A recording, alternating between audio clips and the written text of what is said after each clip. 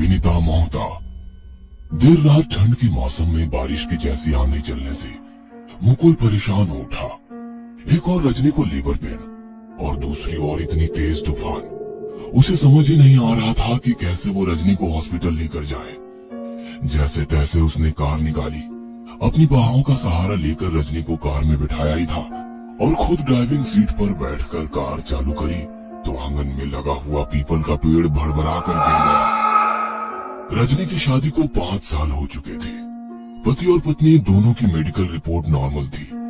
उसके बावजूद भी रजनी को मां बनने का सुख नसीब नहीं हो रहा था।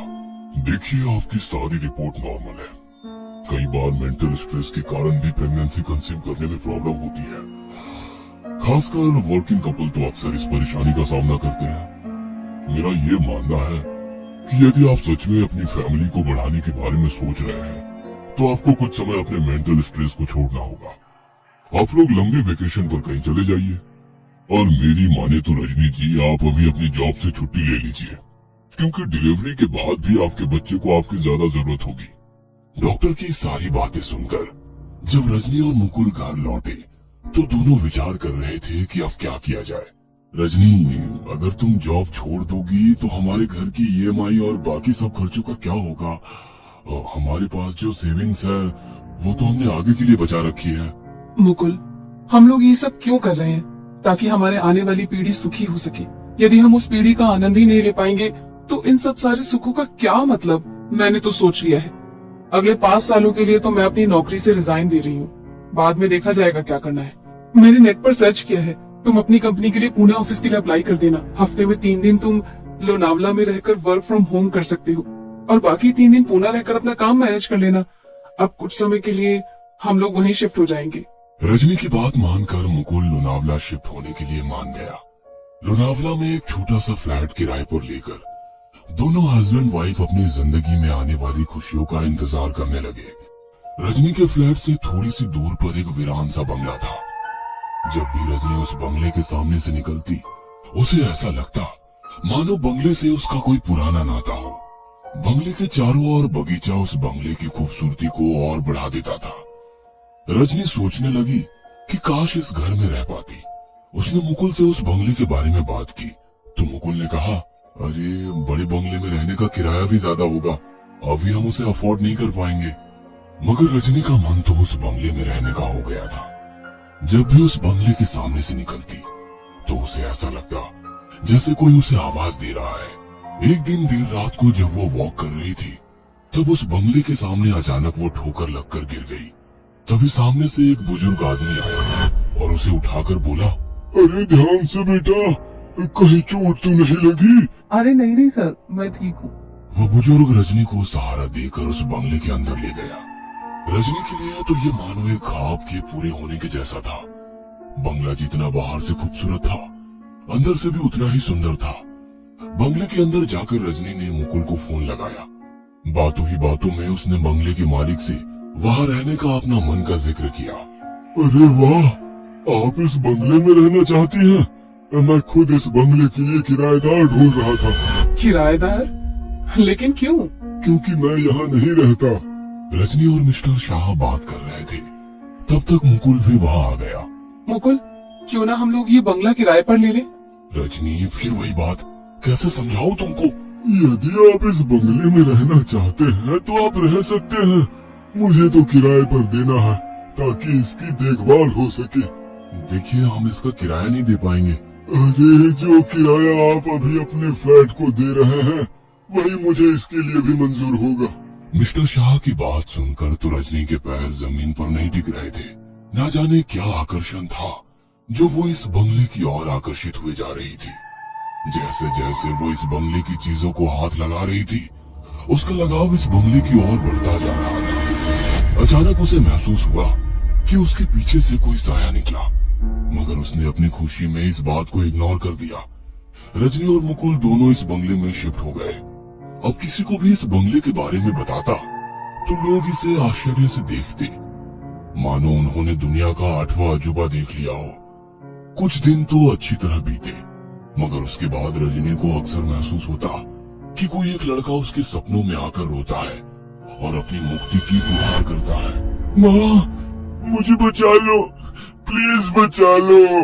लड़के के शरीर पर कई सारे चोट के निशान थे। घर पर भी उसे महसूस होता कि कोई हर वक्त उसके आसपास मौजूद रहता है। रजनी ने जब ये सपना मुकुल को सुनाया तो मुकुल ने कहा, खाली दिमाग बैठी रहती हो ना, इसलिए शायद तुम्हें इस तरह के सपने आ रहे हैं। क्यों ना कुछ अच्छी किताबें पढ़ना शुरू करो, ताकि तुम्हारा ध्यान भी डाइवर्ट हो और जिस काम के लिए हम यहाँ आए हैं उसमें भी मदद मिल सके। रजनी कुछ किताबें ढूंढने लगी, तभी उसके हाथ में अपनी सास की दी हुई भागवत जी आई। यही किताब ठीक रहेगी, क्योंकि मम्मी जी ने कहा था कि जीवन में कभी भी कोई परेशानी हो तो इस किताब में उसका हल जरूर मिल जाएगा। रजनी अब नियम से भागवत जी का पाठ करने लगी। 7 पाठ करने में उसे 7 दिन लगे। 7 दिन पूजा का जल उसने पीपल के पेड़ के नीचे विसर्जित किया। 7 दिन की पूजा खत्म होते ही उसे अपने भीतर एक हलचल महसूस होने लगी। डॉक्टर को दिखाया तो उसकी खुशी का ठिकाना नहीं था। रजनी मां बनने वाली थी। अब तो मुकुल उसका और ज्यादा ध्यान रखता। वो लड़का जो अक्सर उसे परेशान नजर आता था, अब शांत भाव से उसकी ओर देखता था। रजनी के मन में उसके प्रति ममता का भाव जागृत हो गया। वो उसे अक्सर दुलारती रहती। मुकुल को समझ नहीं आ रहा था कि रजनी के बदले हुए व्यवहार के पीछे क्या वजह है। वो खुश था कि रजनी अपने जीवन की सबसे बड़ी खुशी पाकर खुश है। धीरे धीरे दिन बीत रहे थे। अब मुकुल के मम्मी पापा भी वहीं पर आकर रहने लगे। आखिर वो दिन आ ही गया जब रजनी को लेबर पेन शुरू हो गया। देर रात ठंड के मौसम में बारिश की जैसी आंधी चलने से मुकुल परेशान हो उठा।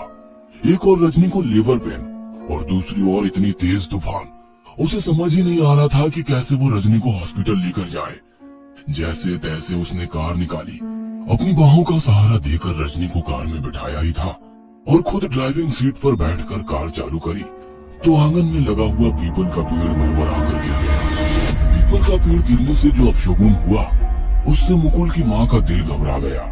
ये शुभ मौके पर इतना बड़ा अपशकुन कैसे हो गया? पीपल का पेड़ गिरना अच्छा नहीं होता। मेरा दिल घबरा रहा है। सब कुछ अच्छे से तो हो जाएगा ना? मुकुल भी अंदर से डरा हुआ था, मगर माँ को समझाते हुए बोला, माँ अब फिक्र मत करो, सब अच्छे से हो जाएगा। भगवान ने इतने दिनों के बाद हमें खुशी दी है तो वो इतना निष्ठुर नहीं होगा कि हमसे हमारी खुशियाँ छीने। अब ये सोचने का वक्त नहीं है माँ। रजनी की परेशानी मुझसे देखी नहीं जा रही है।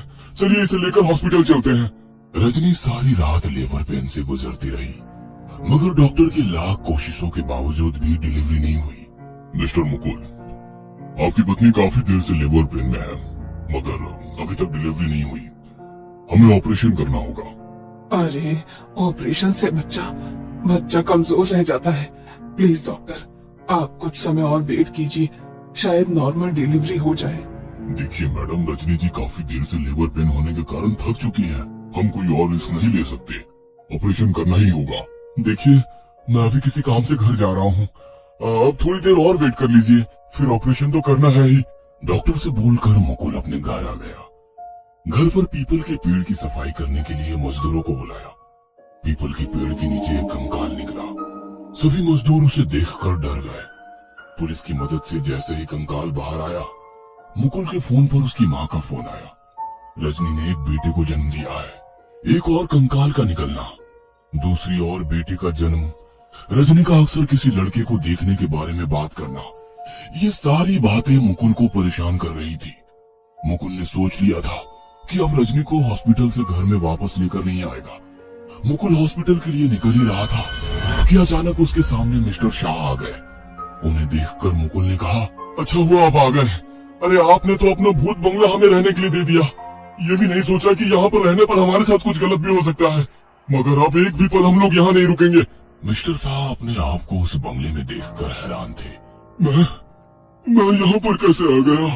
मैं तो पुणे जाने के लिए निकला था, तो फिर मेरी गाड़ी अपने आप लोनावला की ओर कैसे आ गई? गाड़ी अपने आप आ गई मतलब? मुझे भी कुछ समझ में नहीं आ रहा। मिस्टर शाह और मुकुल दोनों एक दूसरे का चेहरा देख रहे थे।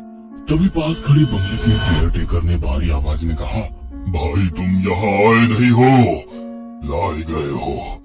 माना कि तुम मेरे सौतेले भाई थे, मगर पापा ने ये जमीन मेरे नाम की थी। तुमने धोखे से मुझे मारकर यही गाड़ दिया और पापा की पूरी प्रॉपर्टी पर कब्जा करके बैठ गए। मगर अब और नहीं, यह घर मेरा था और मेरा ही रहेगा।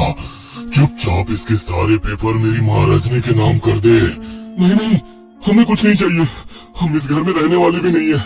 मेरे बच्चे पर मैं इस घर का मनहूस साया पड़ने भी नहीं दूंगा।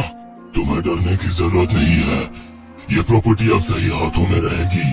मेरे कंकाल का अंतिम संस्कार जरूर कर देना।